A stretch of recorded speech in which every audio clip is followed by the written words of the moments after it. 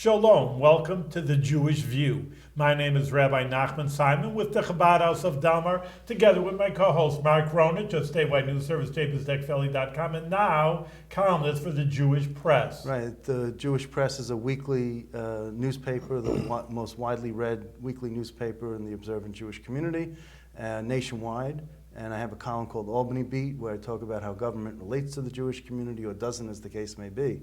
So I'm very happy to be able to do that. So as we talk about government, we have a special guest with us today who's involved with the government as a lobbyist or advocate. Harvey Rosenthal is the executive director of the New York Association of Psychiatric Rehabilitation Services, NYAPRS.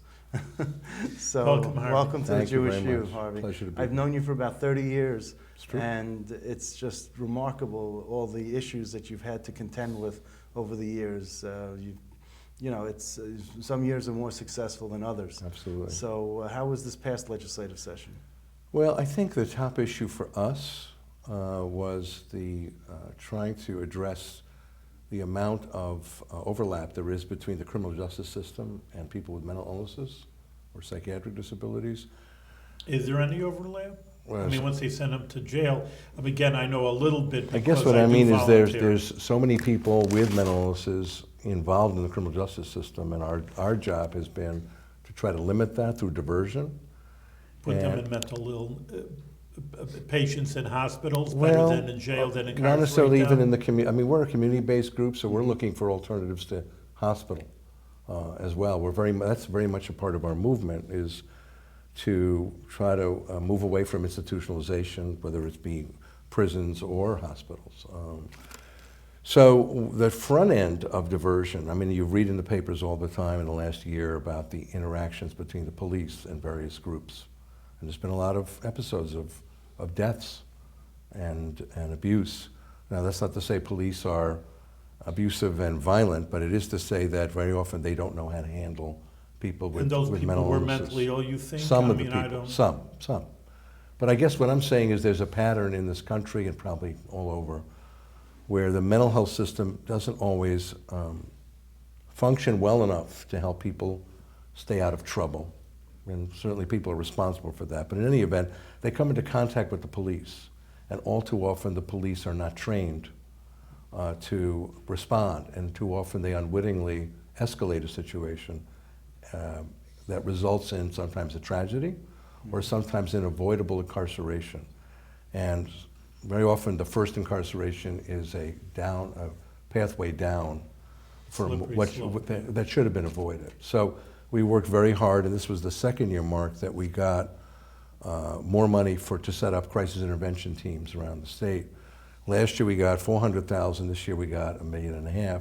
From the state. From the state, and In the really budget. from the legislature. In the budget. In the budget. So that will mean that police in 8 or 10 localities will be trained how to better respond. 40 hours So of how training. does that money get allocated? Is it through Office of Mental Health, or? Yeah, the checks come from the Office of Mental Health, but the legislature has some real role in deciding which localities get it. So 6 were picked last year, and this year there'll be more. Who are the chair people in the Assembly and Senate? It's of the Aileen Gunther is the chairwoman from the Assembly Mental Health Committee, and David Carlucci is the chairperson from the Senate. Okay, so that's why a lot of your Or he measures- was. This year it's Rob Ord from Western New York. Okay, the new guy. I do. The new guy. He is the new guy. And you get along with him? Very He's a much. good- He's a very good man. Okay, so he's very good with the issues. Right away he was. He hit the Okay. ground running. Because And all of them, all 3 of them. I mean, Senator Carlucci was the sponsor. He's the one that put the first year of money in the CIT program. well, I noticed that a lot of the measures have Carlucci Gunther. Very much. As the sponsor. They're a real so partnership. I was wondering what that connection was, but now you. Well, I think he introduced some bills last year that have continued, and Sure. Senator Ord is now Right. the partner there from the Okay, Senate. great. And so, I always like the audience to get to know who our guest is from a personal point Sure. of view. So can you tell us how you got to be the executive director and what Yep. inspired you leading up to the creation of this organization? Thank you. Happy to talk about it. So I'm raised in New York City, born in New York City, raised on Long Island. I go to school in the Bronx. I start to have what becomes a depression. And instead of winding up in a commune in California, which is where I was hoping to wind up, I wound up in a mental hospital in Long Island. And I was there for 6 weeks, and it was a very profound depression, and it began really what has been a life in recovery ever since. So I'm in recovery 43 years from a serious mental illness, which is now really I see it more as not just depression, but up and down, bipolar sort of condition. I wind up eventually coming up to Albany to get back on my feet. I wind up working in the Psychiatric Center at the State Hospital. I work on the inpatient units, 77 to 1980. I work in the outpatient clinic. Is this Capital District Psychiatric Capital Center? District. CDPC. CDPC. And then I move over to run a rehab program. It used to be across the street. Did they hire you Yeah. at CDPC because you had the personal experience? They didn't know at They didn't first, and I was working with a young man voluntarily, and they asked me to become.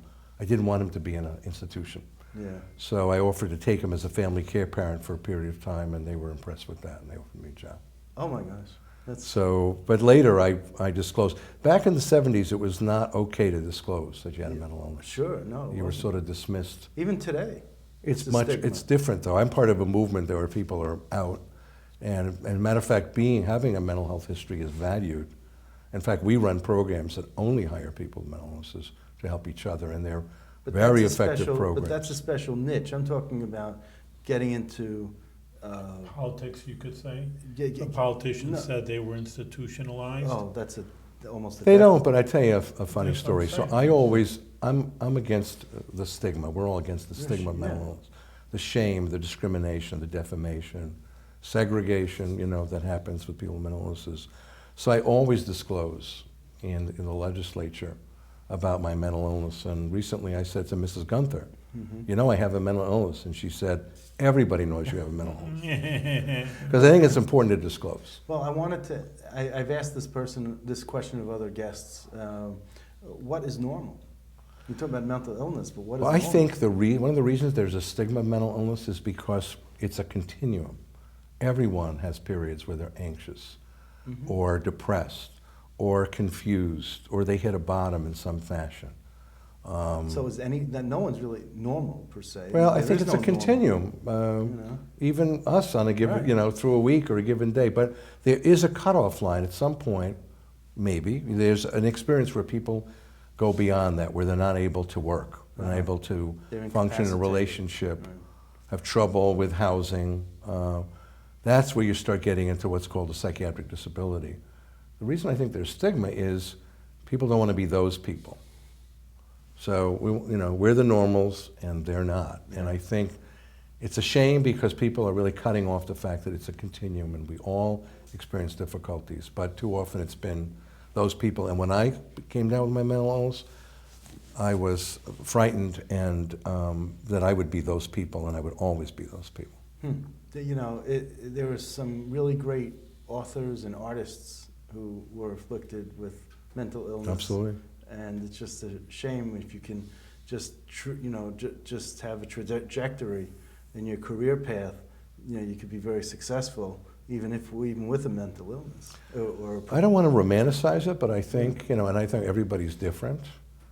I always say of myself, I have 2 more gears up and 2 more gears down than most people. My job is to balance that, but there are times that extra productivity, well managed. Really Has the medication to manage mental illness gotten better and more sophisticated? It's debatable. There's a real I'm asking controversy. you. Yeah, no, I'm saying it's a know. controversy. I mean, the people that ultimately the authority, and not just me, it's the people that take it. Well, you And the take people it. that watch, I do take medicine. So But when I was hospitalized, they put me on a medicine that made me feel numb and thirsty. I got off that medicine. I've tried other medicines over the years that were not the right medicines. Now I take the right medicine, and I'm pleased to do that. But medicine is not for everybody. right. And too often in our system, we prescribe too many medications, Right. too strong for too long. And so medication should be used very strategically, and too often it is the only or major treatment. Sure. They say that, again, from a little experience talking to my son who deals with special children, and and then he tells me statistics, like 1/3 of the children are on Ritalin. Yeah. You were just on that idea that children are over-medicated. Well, I'm not a doctor to say it's right or wrong. It just seems to me that that's being over-medicated. I think people and kids are very different. I was the kind of kid in my family where I was more active, I was more restless, I had more curiosity. Did I have ADD, or or was I in a family that just found me to be very demanding? When I was in school, I was bored easy. Was it that I had ADD, or I was in the wrong school placement? Well, you were really smart. And Or you were I- That's what I'm saying. I like to think so. Yeah. Well, that's what Mark was saying. Some of the most creative, energetic people that Sure. do things, you could label them, oh, they're ADD and something's wrong with them. And in the meantime, they made the greatest discoveries, or they're the greatest artists. I think Again, people that's have what to Mark's saying, define who's that for normal? themselves, unfortunately. Yeah, but And I the think doctors say that. yeah.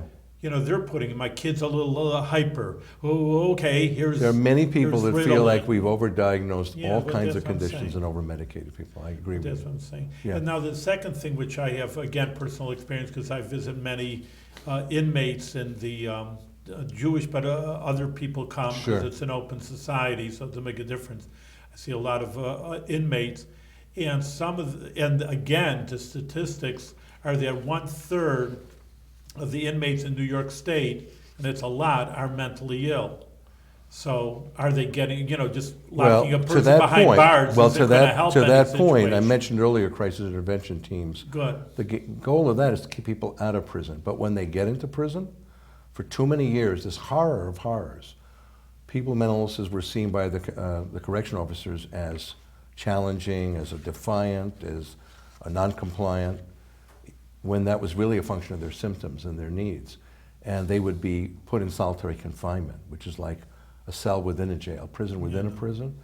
And too often they were there, they went in for a charge for a year, were there for 3 years, 5 years, in the dark, 23 hours, in a cell by yourself. So one of the great victories we had a couple of years ago was we won a campaign that's called the SHU exclusion law, SHU being solitary confinement. And it basically says that if you have a serious mental illness, you cannot be in solitary confinement past a couple of weeks, if at all. And they've increased the treatment in the prisons. I don't know if you see that where you go, Rabbi. But there's a lot more treatment going on in the prison, and a lot more effort at better discharge planning so people don't go back. How taxing, with your mental illness, how taxing is dealing with all these dozens of issues for NYAPRS? Those issues have helped me be healthy. Okay. Because what the passion I have about this takes me beyond my limitations. You would understand, right? You have that, I'm sure, yourself.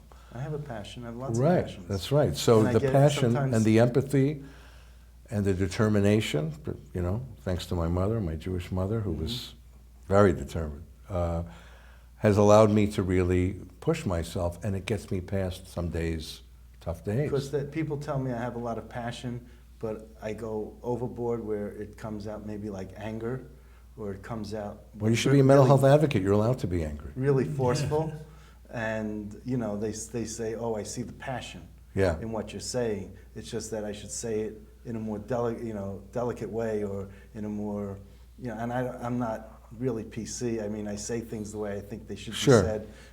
And, Well, I you think politics is sometimes poker, and I think you have to find a balance. Sometimes you have to be very strong, but I think you build up relationships and credibility, so when you do that, you're not seen as somebody out of control or a bomb thrower. I try to be seen as a reasonable, thoughtful person, but when there's a problem, it has to be addressed. And you're able to hold back your real feelings of what you Generally, really want. last week I had trouble. It was a meet. Harvey, I mean, again, just looking at like Mark was saying from 1970s and Sure. talking of practically a half a century. Yep. Really, your job, I mean, maybe it's part of you giving you the kudos and the credit, but the mental illness health profession, like I say, they're thinking more about how to help prisoners and keeping people out of mental health hospitals. Sure. So really, there's been great strides if you want to look at a. I feel blessed to be part of a yeah. recovery movement that when I worked in the state hospital, we told people they would never get well. Mm-hmm. We put them on disability and told them it meant they would be poor all their lives. We told them they couldn't get married. We told them that we would pretty much control what they would do. We've come a long way since then, to your point. Sure. So we believe people can recover, and we expect providers to support them to recover. And I saw you at the 25th anniversary of the ADA. Yes. So the Americans with Disability Act celebration. So how does the ADA impact with what your It's a great question. agenda is? Well, it goes to the point we were saying earlier. It was okay years ago. It was expected that people would go back to hospital regularly, and they would be there sometimes for years and years, and sometimes forever. Well, people think of the ADA as ramps and access Yes. and physical access, and you're talking about mental access. And it's So- what it says is, not only is it the wrong thing to keep people in institutions, for states it's against the law. It's against federal law. And the Federal Department of Justice goes into states and sues them, as we have in New York. We're being sued now for allowing people with psychiatric disabilities and others to be in institutions. They shouldn't be in adult homes in New York City. State has lost a lawsuit that they've kept too many people in adult homes where they were housed, given really in too many instances, the wrong kind of treatment. That lawsuit has resulted in people being able to move to apartments and getting support. That's like the recovery movement in action, but it fits together when the law says people have to live in the most integrated setting. And that's part of the ADA. And the practice has improved. That's part of the ADA. The when you say ADA the says law. that, yeah. Okay. The law is the part there. That's the Okay. Olmsted interpretation of the ADA. So let me ask you this, since Rabbi Simon's been talking about, it could be better part of 50 years that, this has been going on, where it's been in the public forum, not that it's... Yes, sure. 1975, there was a movie, Jack Nicholson movie, One Flew Over the Cuckoo's Nest. Yeah. Did that help? Did that hurt? Did that stigmatize? Did that characterize mental illness? Well, actually, that movie really served to make the people with mental illnesses look like they were controlled, and that they were being helped to get out of that Nurse Ratched sort of, the use of chemical restraints, over medication. Electroshock.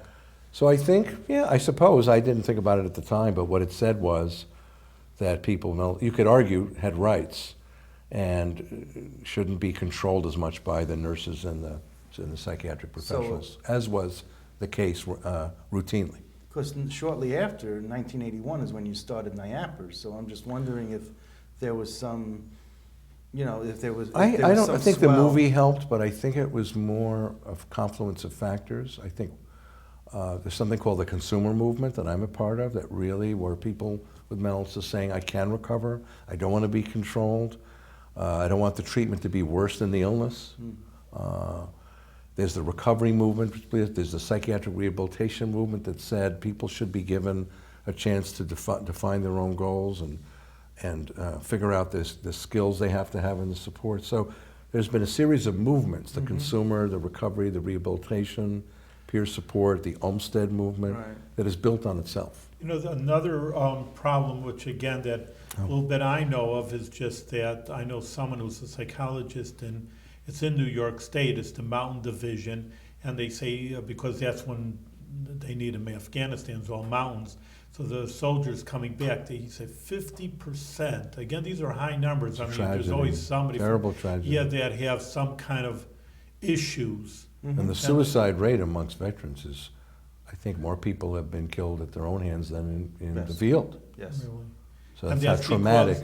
Because of the warfare, the close. Well, I think it brings up, warfare. one of the other trends in the system is trauma-informed care. And what that says, it's not always about brain chemistry and medication, or it's genetic. People are traumatized, rape, domestic violence, war, and that creates a bunch of symptoms, but it, again, can be treated rather than the old belief that people would be sick for life. So, in all the years that you've been involved with this, which legislator was your biggest advocate over the years? You're going to get me in trouble if I say. No, because the person might not be around. Sure. Do you miss the most? Who do you miss the most? Maybe they're present. Maybe there's nothing to miss. Well, I thought Assemblyman Stephen Sanders, Yes. nice Jewish boy from New York City, Yes. and Senator Nick Spano, they co-wrote the Community Reinvestment Act. So NYAPRS Starts in 81, but in 92, I come over there, and it's a paid staff person, and we begin to organize. Oh. Well, people with mental illnesses were a big part of that campaign, and Steve and Nick were the sponsors, and even the governor, Mario Cuomo, really resisted it, and we had to keep coming back to the Capitol. But eventually, they closed 5 state hospitals and transitioned $200 million to grow the mental health system. So those are the two I came in with, and they were really very solid. But even the current ones, we've had a whole stream of them. Well, but I understand. But there are some people who wrap their arms around certain issues. Some legislators that are just considered Mr. So-and-so in that field. Sure. And they're iconic just for one movement. Yep. And I just wanted to. Yeah, those two in particular, because that issue is so important. So it doesn't take away from anyone else. No, they're all good. Senator Ord Yeah. with CIT, somebody win Gunther. No, but I'm just saying, I'm not trying to take away from No, I anyone, appreciate it. You know, within this 50 years, have you seen that people have a tendency to be mentally ill? You know, it's always, or maybe because you opened it up, hey, there's no stigma. Maybe beforehand, well, mentally ill, don't tell anybody. The current statistic is 1 in 4 or 1 in 5 Americans has some form of mental illness. Really? And some higher amount, whether it's family member, spouse, partner, are touched by that. So again, it goes back to how you define it and what have you. But I don't know that people are more, you could say with the, more veterans, more of that kind of mental illness. But There was overall, Vietnam in the overall, I think 1960s too. it's okay to be able to express that you have difficulty and get help for it. So I don't think to your point, I think more people are out of the closet, and it's more okay to be talking about that. Well, I just think also, when you look for something, you find it. Yeah. And when you're looking at, like cancer, for example, you would say, oh, he's sick. Papa's sick. They would never say he's got the C word or he's got the cancer. Papa's sick. Leave him alone. Let him be. He needs his rest. Absolutely. That was code for, he's got this cancer, Absolutely. So you just kind of come out, and you're more free of using words that you wouldn't normally use in society on the street. And I think that's every particularly day. true about addiction and abuse, big family secrets. Daddy's sick, well, maybe daddy's an alcoholic who's an abuser. I'm not trying to characterize, but I think to your point, that was minimized or clouded with a word like sick. Yeah. But once you talk about drugs, I mean, again, and you may know the statistics, but in the 60s there was LSD, and there's bad trips. You get that idea, and even though they want to legalize marijuana, on the other hand, and I don't know, maybe you know more than I do, I'm sure you do, marijuana does get people sick. Some people say it's harmless, and other people say So can I talk about that? Yeah. Please do. That's So what I'm remember I asking talked you. about the 60s, and I don't know if I said that it was a time when people were getting free and letting it all hang out. Well, Good. I had a very painful childhood. So it wasn't something, if I let it all hang out, all this pain sort of came up. So to your point, I did smoke marijuana during that period, thinking it would get me free. And I think it may some people, not me. What it did was uncover the great fear that I had, and actually confess that I tried LSD too, and had 11 trips, and they were all bad. And that was, maybe people have good trips, and maybe people have good experience with pot. Everybody has to make their own determination about that. They were not good for me. And what about cocaine or heroin? Not me, but No, not I'm you. just saying, I'm just Sorry, saying that's yes. a source of mental illness that they didn't have to such again, an in my extent case, I 50, think I 60 had the years seeds ago. of problems. Not to belabor this, but I think, marijuana is a complex thing. I've seen people who are not sitting on a lot of pain and are more able to manage it, have a great experience. I've seen people who get depressed, who get some relief from that. Then there are people like me who did not. It threw me into a tailspin. It uncovered the amount of fear that I had. It disabled me. Yeah, but there's so I many don't people say almost it's like all or dying. nothing at all. It depends People on are the person. dying of heroin, they say. We have many people, Mark and I, have share of some Yeah, I think that's a terrible drug. We were talking more about pot. Pot to me and heroin are very different things. Yeah, sure. No, I know Oh, they that's are, right. but maybe it leads to mental illness, that people want to take off of it and. Could be. I mean, personally, I think what the seeds of addiction and mental illness are not so much the drugs in my mind. The drugs may become something people use when they already have troubles, and then the drugs cause more problems. But Interesting. yeah. Now, you say here that from your website that NYAPRS members helped form and lead a cross-disability advocacy coalition that won approval of the Medicaid buy-in program of 2002 Underemployment. Sure. What was that about? Yeah, I'm glad to talk about that. So, one of the biggest reasons there was a study once that 70% of people on disabilities wanted to work, but only 30 did. And in the mental health area, only like 5% did. Because the employers don't want to hire them? Well, people were You're saying? afraid, and to this point, people eventually they were told they couldn't work, they were on entitlements, and to take a risk to work was very frightening to people. And then one of the number one reasons, if you ask people why they don't go back to work, is I don't lose my health insurance. Medicaid is the primary health insurance for lots of people. The buy-in was a program that was active in other states, but not in New York, that said to people, the rallying cry was work and wellness. You could keep your Medicaid and go to work. You could make even $44,000 or more, as long as you had, a verifiable disability and go to work. Interestingly, that campaign that was my one and only time at civil disobedience. Oh, yeah? Where we chained ourselves to the governor's Yeah. office, Governor Pataki's office, Yeah. and 7 of us got arrested, and Including you. including me. Yeah. But it was brief, and they let us go, but I think it helped the campaign, so we're very proud of that.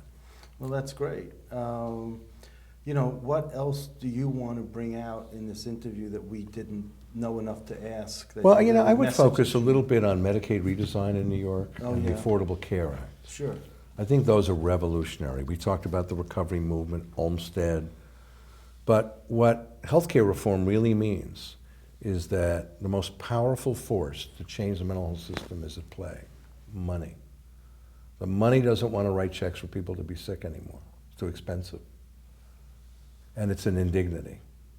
So what the money is saying in New York and nationally is we want to pay for outcomes, not just people going to service, that the service produce an effective outcome, that it be well coordinated, that it be focused on prevention and wellness, that it invest in and help people be accountable for what they do around their health care. In New York, and that the care is integrated. So I'm watching right now mental health, addiction, and medical services be integrated through Medicaid redesign. Wow. It's critical because And you were on that team. I am on the Medicaid redesign team and the behavioral health work group. I remember that. When I And now went we're to some going of the to meetings. value-based sort of payment group. I'm on that one now.